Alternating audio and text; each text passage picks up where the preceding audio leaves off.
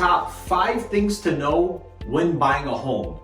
In this video, I'm going to share with you guys my top 5 tips that I would advise and help all of my potential clients with on what to do when they are looking to buy a home, because I already know how stressful and overwhelming and how big of a decision and investment you are making. So us as the real estate agents, our goal is to make it as smooth and transparent as possible, so that way you guys have the best experience. So with that being said, I'm gonna go ahead and get into the top 5 things to know when you're buying a home, so that way it can help you and your family make a better decision when you guys are planning to purchase a home.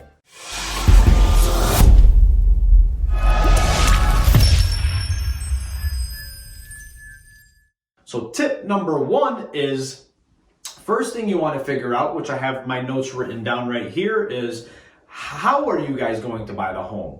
Are you going to pay all cash? Are you going to get a mortgage? Are you going to get a land contract or seller financing, they call it, depending on what state you're in? So the first thing you want to know is, okay, am I going to pay all cash? For example, if the home is $100,000, you need to have at least $100,000 in your bank account, so that way you can pay cash. You're not actually going directly to a bank.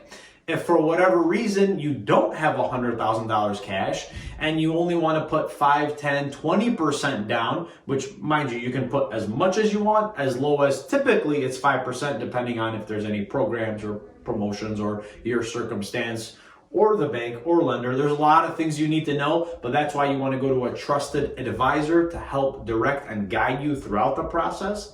So you can get a mortgage, for example. If the home is $100,000 and you want to put 5% down, that means you only need $5,000 to purchase the home. Mind you, it depends if you're approved for up to that loan amount, whether you want to spend $100,000 or $1 million. That is going to be based off of your income, your credit, and your down payment, how much you are able or willing to spend, which a lender can get you exact information. We do work with preferred lenders that we can refer you to. The next option is potentially land contract, which means if a seller is willing to accept a land contract, then you can go directly to the seller. You don't have to pay all cash. If the property is $100,000, you don't have to put all cash. You don't have to go through a bank, because the seller's acting as if he's the bank, and you and the seller can negotiate any and all terms together. Pretty much you would agree on how much is the down payment, how long are we stretching the term out for, which is the contract, what's the interest rate, what's the monthly payment, do I pay for taxes and insurance, or is it rolled in the total dollar amount? There's so many different things to potentially negotiate, but that's another option. So as far as tip number 1 goes, you really want to figure out how you're going to buy the home, so that way you know up to how much you could spend, you'll know what your monthly bills are going to be, and you'll know all the numbers. The more numbers you know, the more comfortable you'll feel, the better of a decision you'll make. Tip number 2, what costs are associated when it comes to purchasing a home? So you want to know your numbers again. The more numbers you know, the more comfortable you feel, the more you know how much you're going to come out of pocket. So just for you guys to know, let's just say, for example, you get a mortgage.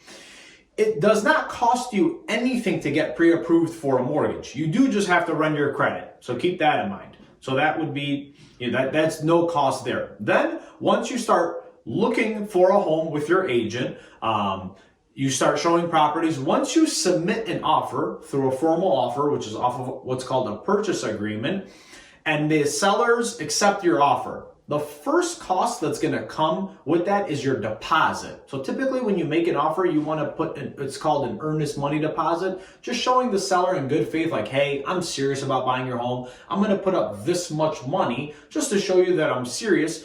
Obviously, you have contingencies to secure your deposit in the event you don't purchase the home, but that's just in good faith for the seller to show them that, hey, I'm willing to purchase your home, and this is how much I'm willing to risk. So, for example, on a $100,000 house, there's no right or wrong number, no certain amount. It can be 0, it can be the full amount. Typically, on average, you see 1 to 3% as a deposit. That is your first cost. That does get applied towards your down payment / closing cost. So cost number 1, Earnest money deposit. Cost number 2 that the buyer pays for is the inspection. And depending on the size of the home, the year built, location, if you're going to inspect well and septic, if you're going to inspect water, radon test, sewer scope, there's many different inspections. The inspection price can vary. So it all just depends on everything that I just said. But on average, what we're seeing in our market here in the Metro Detroit area is around $400 per inspection. So roll that into your budget. Let's just say we move on to the next step, which is typically the appraisal. The bank orders an appraiser to determine the value of the property. That is another expense that the buyer pays for. That generally goes around $500. Sometimes they require a second appraisal, depending on what type of loan or financing you're getting. That might cost another couple $100, but on average, an appraisal costs around $500. Now, let's say the appraisal came in, everything's good, we're moving forward, we got a clear to close, which means now we can close the deal. We're buying a home for $100,000. We're putting 5% down, for example. 5% of $100,000 is $5,000 plus closing costs. Keep closing costs in mind. That is typically mortgage fees, title fees, taxes, insurance, and a few other miscellaneous fees. On a $100,000 sale, generally rough estimate, don't quote me, it's around $3,000 to $5,000 in closing costs. So with that being said, know your costs up front. The more numbers you know, the more comfortable you'll feel, the better of a decision you can make. So you got your deposit, you got your inspection, you got your appraisal, and you got your down payment and closing cost. Other than that, there shouldn't be any other costs associated. Every deal is different. It all depends on the deal and situation. But those are the costs that you want to know, and that was tip number 2. Next is tip number 3. Once you know how you're going to pay for the home and you know all the costs up front, you want to know the criteria of what you're looking for. Now that I know I'm approved for up to $500,000, and in this video I'm just going to go off an example that someone's going to get a mortgage. I'm approved for up to $500,000, and I'm willing to put that down payment of 5%. I know what my monthly payment is. I know all my numbers. I'm comfortable. If I find a house for $500,000, I'm great. So you want to let your agent know if you're willing to buy a home or a condo or either or, how many bedrooms, how many bathrooms, how much square feet, year built, cities, school district. You can narrow it down as much as possible. In this market, there isn't too many options. I always recommend to leave it as broad as possible. But you want to start to narrow down your criteria because, again, the more you narrow down, the better of a decision you can make. And you only really want to look for what you would potentially buy. You don't want to look for a home that's an hour away, even though it's a nice home and you would buy it, but it might not be in a location that you want. Or vice versa. You might find a home in the location you want, but it's over budget, or it only has 3 bedrooms and you need 5, or whatever the case may be. So you always want to kind of like hone in on what you're exactly looking for. Obviously keep it a little bit open because you might say, I want a house no matter what, 2,000 square feet and above. But the perfect home might come on the market and it's 1,900 square feet. And you're like, you know what? It checks all the boxes. The only box it doesn't check is it's not 2,000 square feet, it's 1,900 square feet. So I always recommend to keep that range pretty open. Tip number 4 is once you hire the right agent, based off if you got referred to them or you know someone, family or friend, whatever the case may be, is have them explain the process to you. Set the expectations and make sure they are there to communicate with you and be reliable and know that they're going to help and guide and do what's in your best interest throughout the whole process. So my main recommendation when you're looking for a real estate agent is you want to know who they are. You want to like them because you're going to be doing business with them for anywhere from 1 week up to a year or 2, if not typically, 3 to 6 months, hopefully max, depending on how long it takes you to find a property. And you want to be able to trust them. If you don't trust your real estate agent, do not do business with them. There's many agents out there, good and bad, unfortunately. That's in every industry. You want to make sure you know them, like them, and trust them. And you also want to make sure that they're setting the proper expectations of what the process looks like. what the costs are, how they're going to communicate, what they're going to do to ensure a smooth transaction, so that way you are fully satisfied as the client.